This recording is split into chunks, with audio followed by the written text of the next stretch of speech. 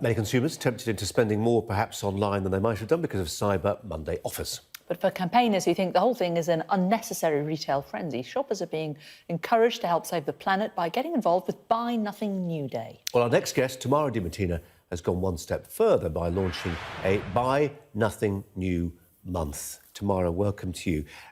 How far are you into the month yet? Are you halfway through? Where are you?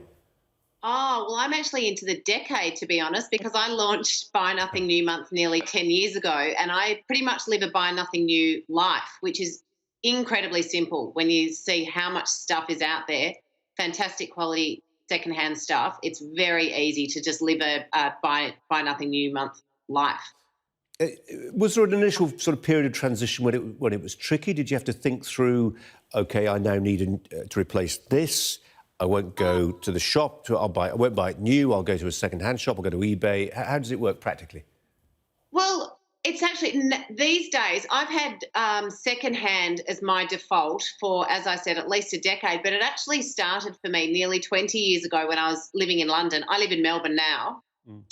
But I was working at Sotheby's and I had to look posh on a salary that didn't really let me do that. So I started op shopping or charity store shopping back then nearly 20 years ago.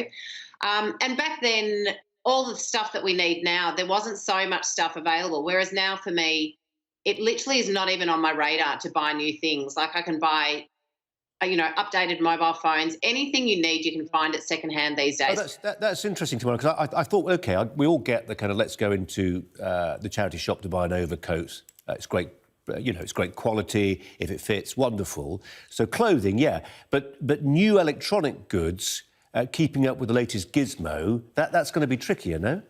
Well, that's a really great point that you make. Do we need to keep up with the latest gizmo in the first place? And I think that's one of the challenges that we're facing, that we keep producing all this stuff when we've got perfectly good stuff already. So for me, at the moment, my iPhone, it might be 3 or 4 models back and people laugh at it. It's perfectly good. It's an incredible piece of equipment. I don't need the most amazing whiz-bang, most updated one as soon as it comes out.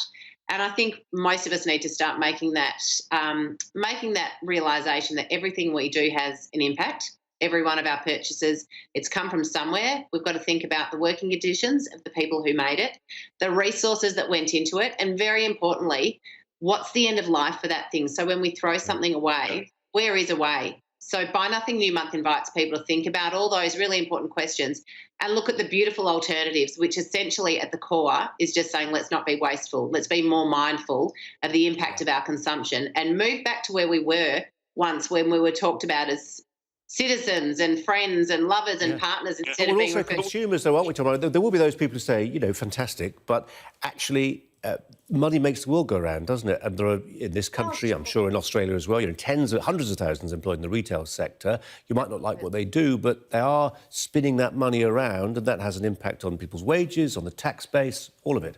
Absolutely, absolutely. And I agree with you.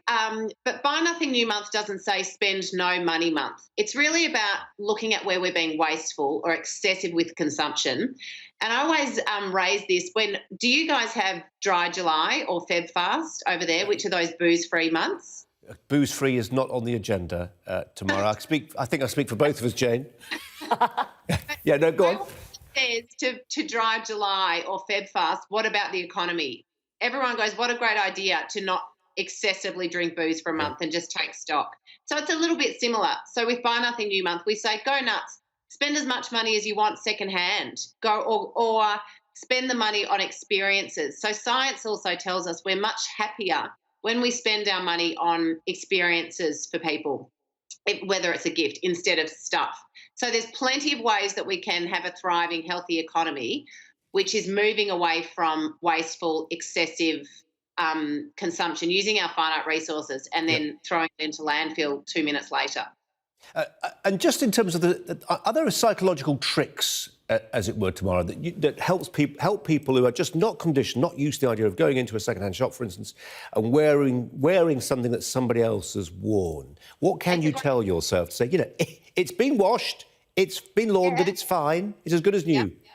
Okay, it's a great question. So if you go into the world's most premium luxury hotel, are you the first person sleeping in those sheets or using that towel? or when you eat at the best restaurant in the world, are you the first person drinking from that cup or eating from the cutlery? So we all are using secondhand stuff in our daily lives. We buy secondhand houses, we buy secondhand cars. You know, we do this anyway. You know, libraries, all of that sort of thing. We already do it, but for some reason, when it comes to clothing, like I literally haven't bought a new piece of clothing for over 10 years. I still have a beautiful wardrobe with gorgeous, really well-made stuff. Yeah. But I Do you just draw the line at underwear, Tamara?